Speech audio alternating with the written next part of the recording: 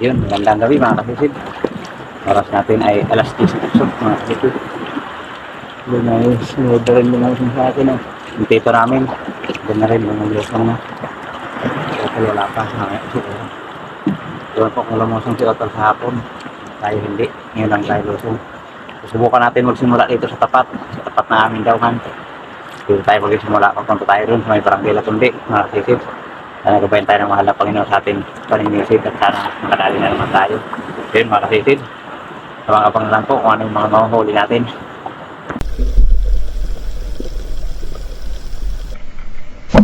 Okay.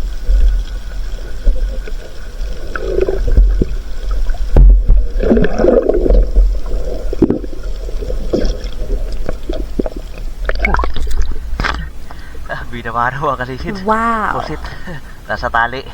Hindi na tayo sumisid. Ganda ng binamaro, headshot pa. Ayos.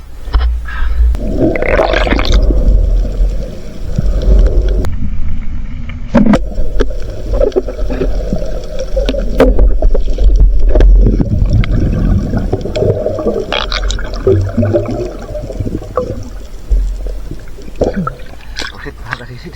Hindi natin flaseta dahil mailap.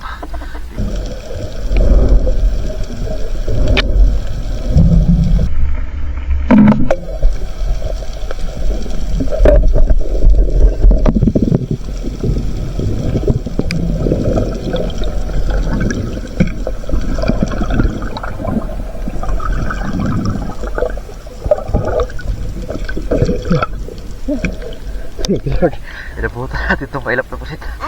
Trap sa barangay Latundi. Pangatlong huli pala. Pangatlong pusit.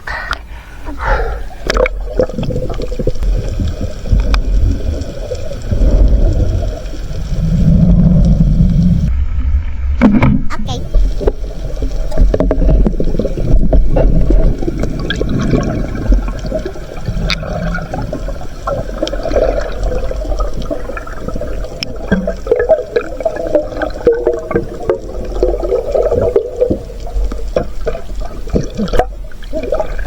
Thank you, Lord. Wow. Pusit na naman.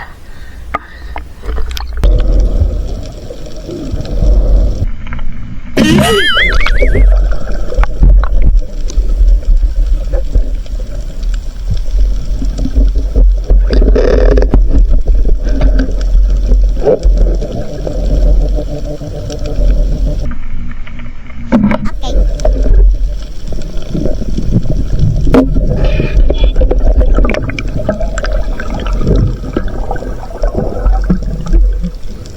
Thank you, Lord. Kadagdag sa parang pusit. Walang sampay yung isda. Buti na lang nakakadali tayo ng pa isa-isang pusit.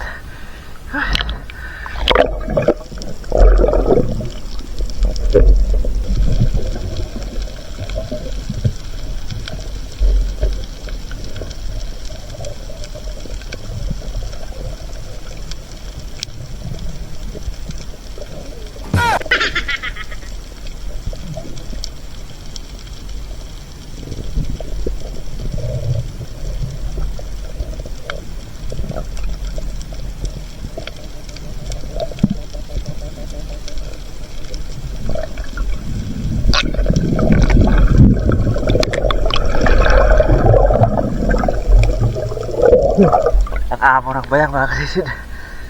Hindi natin pinara.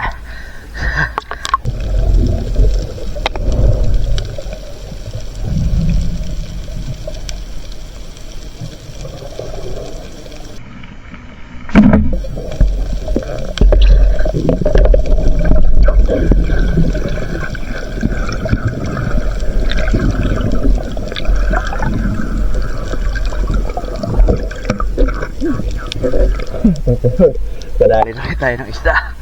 Patog.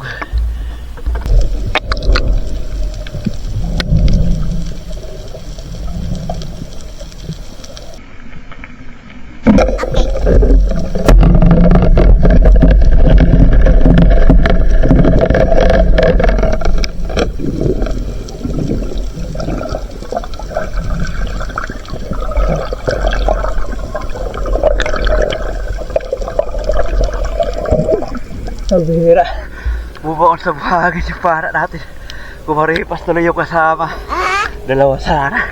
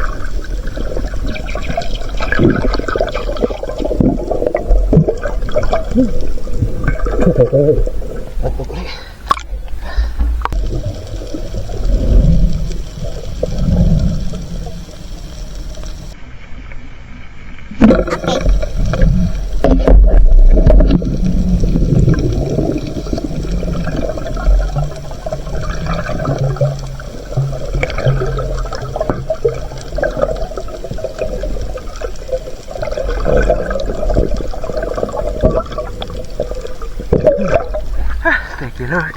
Katapat. Wow. Good shot. Nakaka-resip. Wala tayo tapat. Hindi. Wala. Kahit anong tiyaga, hindi mapilit. Pagka walang sampa, wala talaga.